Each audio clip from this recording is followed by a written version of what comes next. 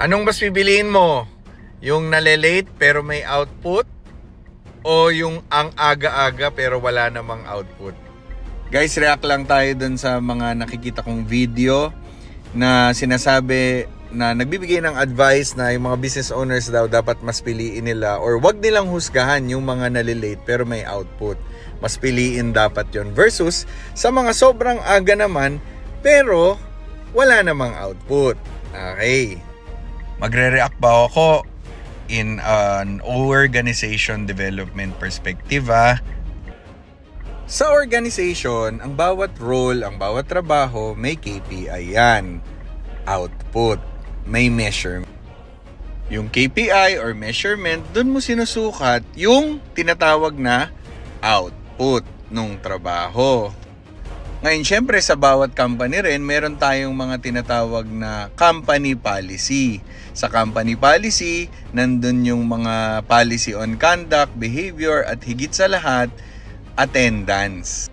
Doon nakalagay kung kailan, ilang late ang kailangan para maging absent, ilang absent bago ka mamemohan, yung mga ganong bagay.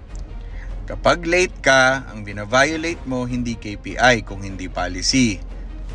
Kapag wala ka namang output, ang bina-violate mo naman yung KPI or roles and responsibilities or performance, hindi naman policy. Kung ang organization mo may tamang due process at sumusunod kayo sa tamang paraan, parehas na huhusgahan yung dalawang magkaibang tao na yon. Yung late, huhusgahan siya in accordance to disobedience of the policy. Yun namang bagsak yung performance o walang output, huhusgahan naman siya according to his or her KPI. Magkaibang sitwasyon, magkaibang klase ng paghuhusga, may tama yung isa, may mali rin yung isa.